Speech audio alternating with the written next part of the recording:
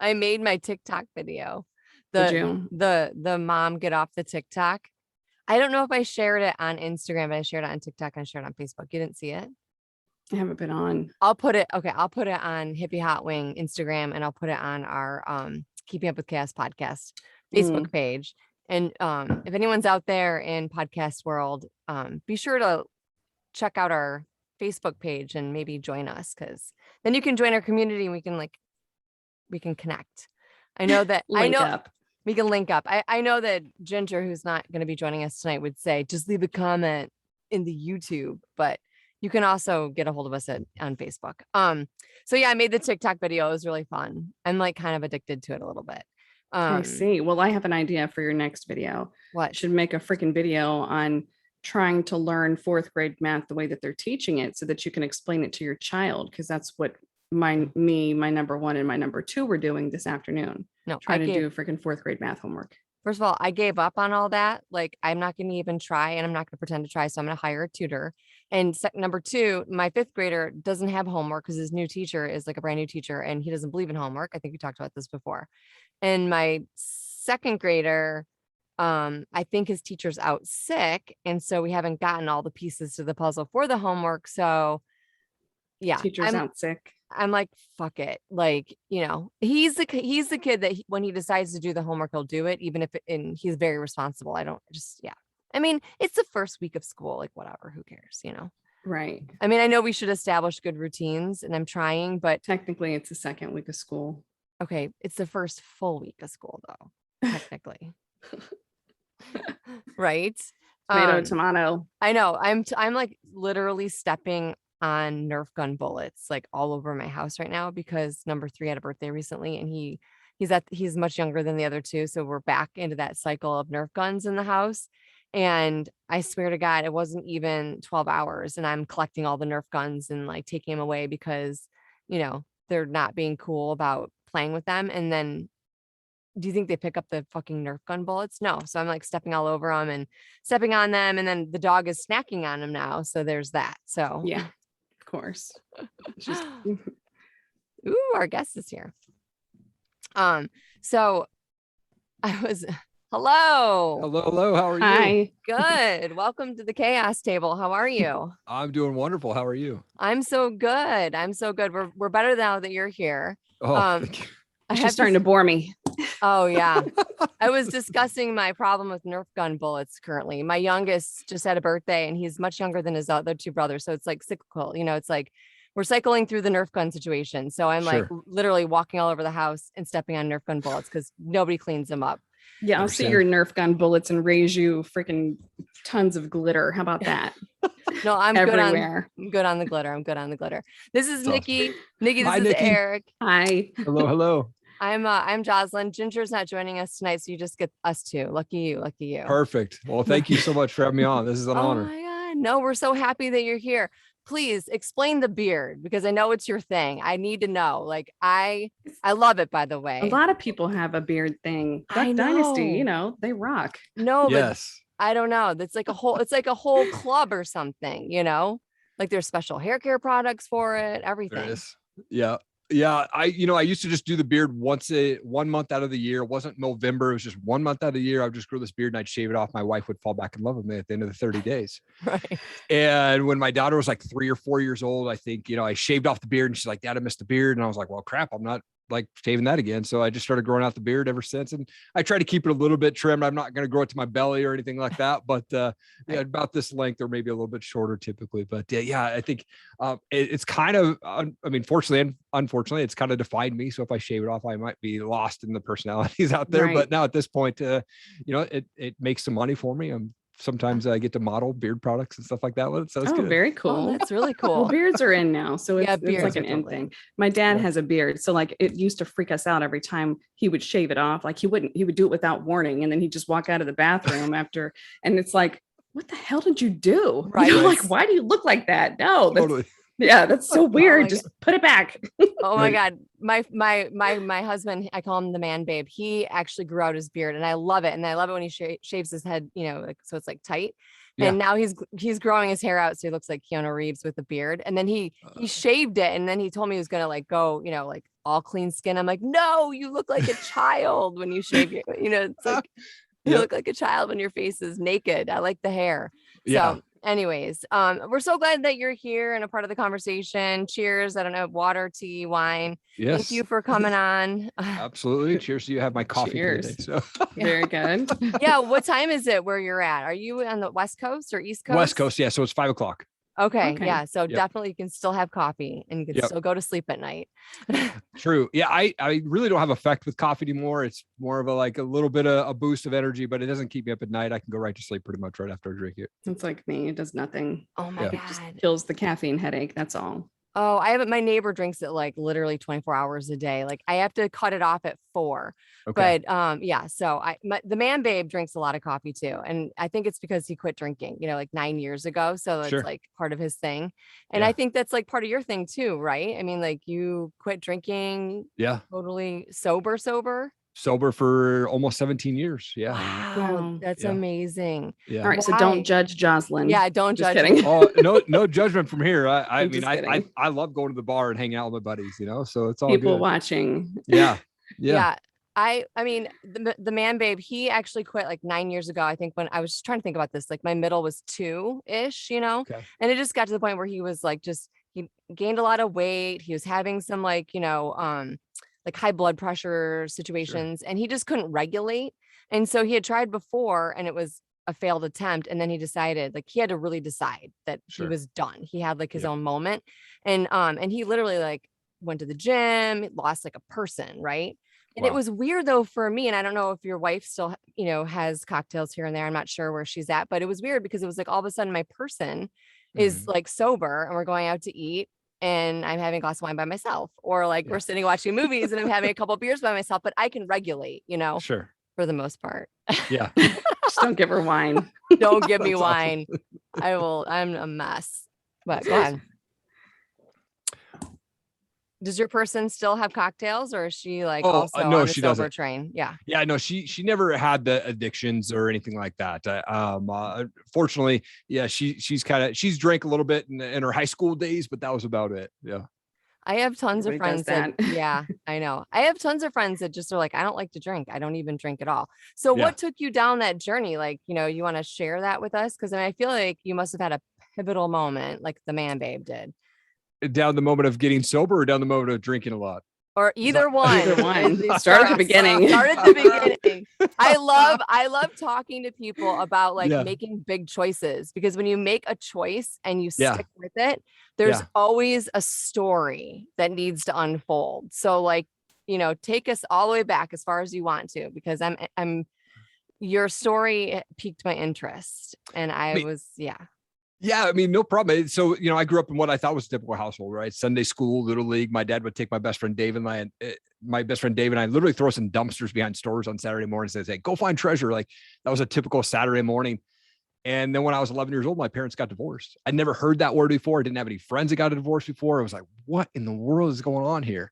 And then my mom immediately got together with a guy who was very physically abusive. So I used to watch her get the crap kicked out of her. I remember being outside looking through their bedroom window when they're arguing and he'd be hitting her with a cordless phone. And it was just the weirdest thing. Police would show up. My mom would never press charges. And then she decided to get pregnant, or they got pregnant. Right. And so in the middle of my 8th grade year, they said, hey, we're moving to Stevensville, Montana, population 1,200 people. Wow. So it was just 5 acres, house on the top of the acreage, beautiful property, ponds right behind the Bitterroot River. The house had 3 bedrooms. It was one for them, one for my brother who was maybe 3 or 4 months old, and then my sister who's 4 years younger than me. And they said they're here to live in the garage. So I literally had this black tarp at the end of my bed that separated my bed from the truck that pulled into the garage.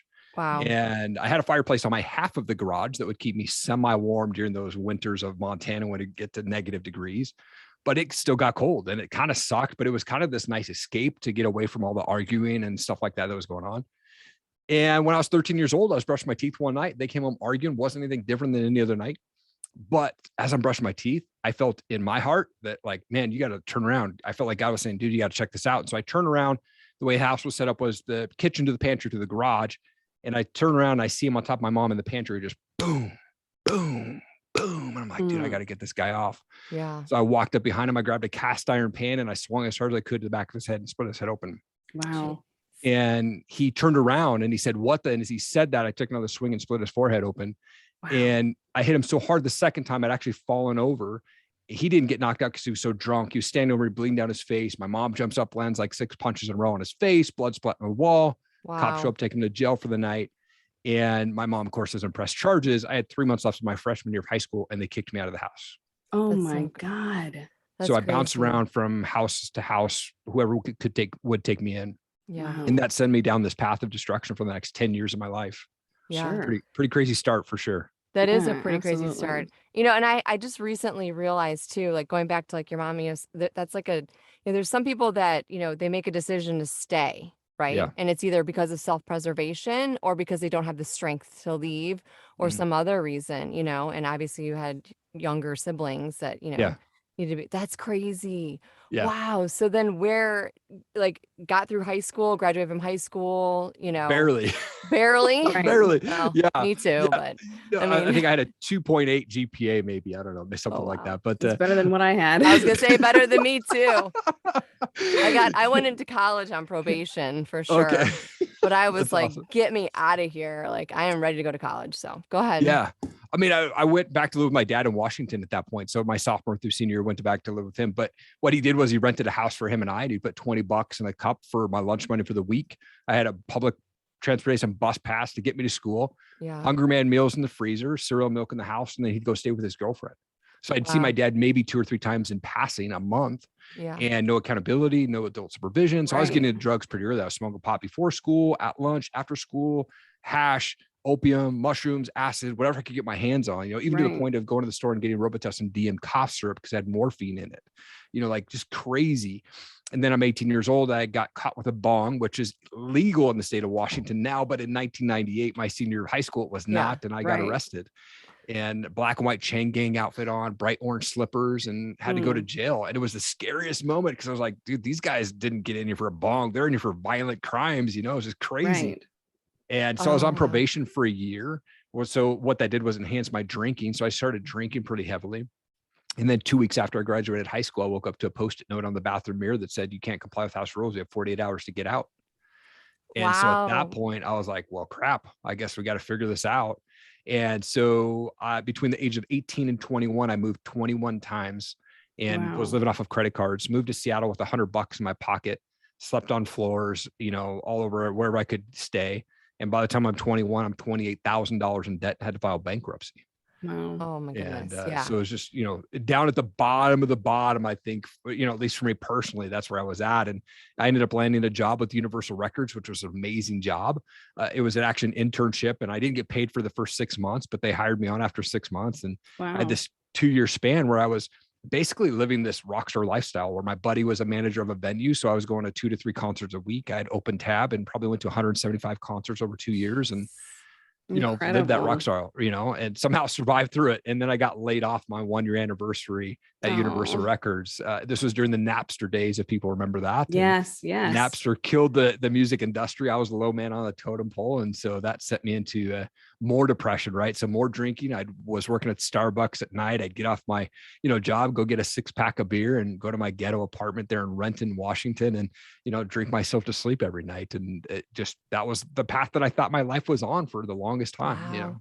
I have to ask you just interjecting really quickly, like what was one of your favorite concerts you ever went to, or like maybe the top 2 or 3? Like, you know, we all have maybe one, 10, or maybe top 10. Maybe top 10 if you went to 175. Like I mean, for me, it was like 9 Inch Nails, you know, like at Pine Knob when it was called Pine Knob in Michigan. So, you know, like 9 Inch Nails, they would be rad to see. Number one concert I probably ever saw was Rage Against the Machine, 1999. Okay, that's pretty And sweet. then when I first moved to Seattle, I always just wanted to go to concerts. Like, I don't know how to play anything. I just wanted to be involved, like in the sales and marketing side and stuff like that.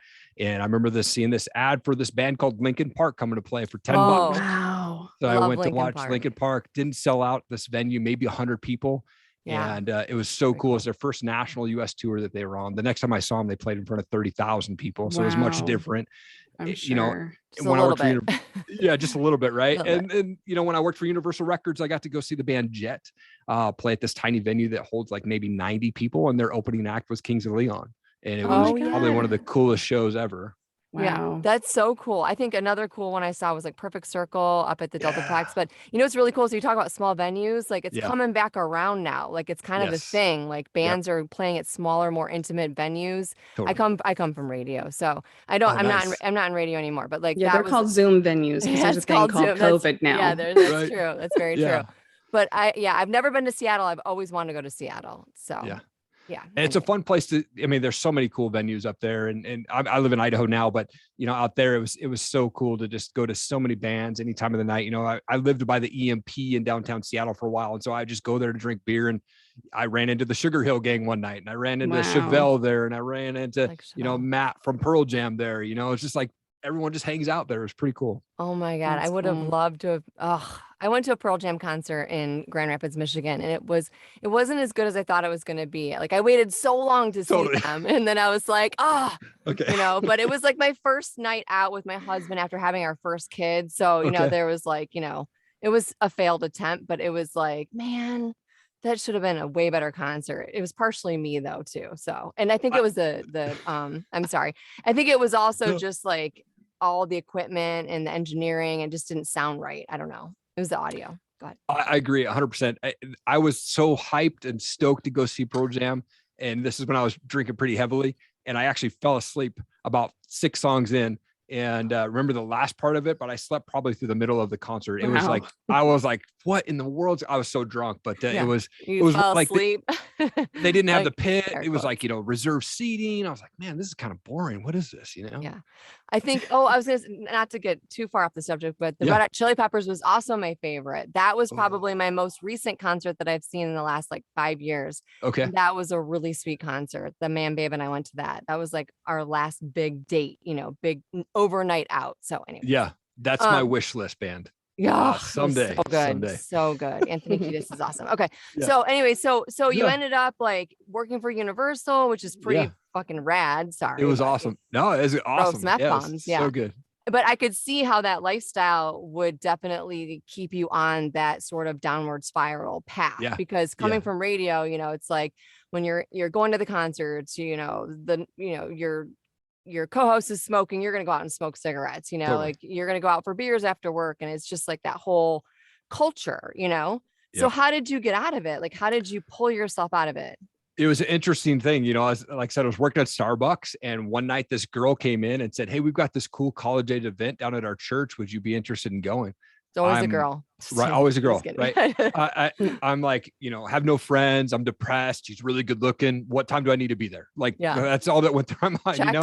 check. Yeah. So, you know, and so I went down there, and it was like, all of a sudden I knew all these guys. Like, dude, I haven't seen you in 10 years. I haven't seen you in 5 years. Like guys that I went to high school with and on the other side of the state of Washington. And so in my opinion, I thought like God was just kind of planting the seed in me. And so a month later, it was Easter 2004. I was managing a band. We went and played a concert the night before Easter. And I woke up Easter morning, like in my buddy's basement, surrounded by 15 guys. We're all passed out, you know, from a night of partying. And in that moment, I felt God going, dude, you're going down this path that's going to end your life very quickly if you don't seriously make some changes. Yeah. And I decided in that moment to give my life to Christ, and I quit cold turkey, drugs, drinking, cigarettes, everything in that Wow. moment. Wow. And I called that girl up and I said, "Hey, thanks for inviting me to that store or to that, you know, church event. I got her voicemail. Maybe I'll see you at the store sometime."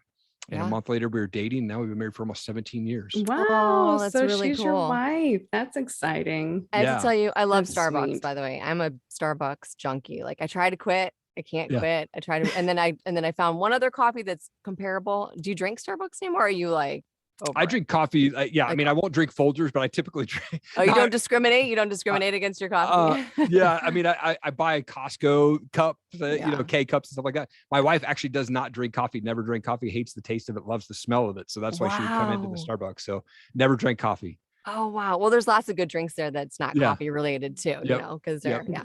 Nikki would know that because when I took her to go get coffee one time, like before we had to do like something at the school together with the kids, her coffee was like the most like sugar filled. What was it? It was like some, It was like the some caramel double frap, lot- I think, yeah. with the Yeah. extra caramel and Yeah. the whipped cream. That's like it was sugar. 6 inches high on the Yeah. Yeah. Sugar Yeah. with like a little bit of coffee, maybe a drop.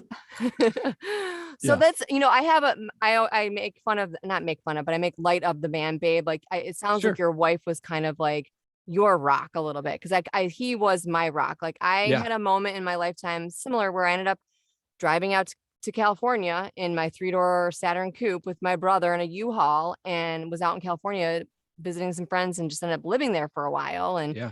waitressing. And, it's like, you can't go much farther than the Pacific Ocean before you have to like sort of address like really what's going on. Yep. And I had a moment where I was like, I got to go back to where I started.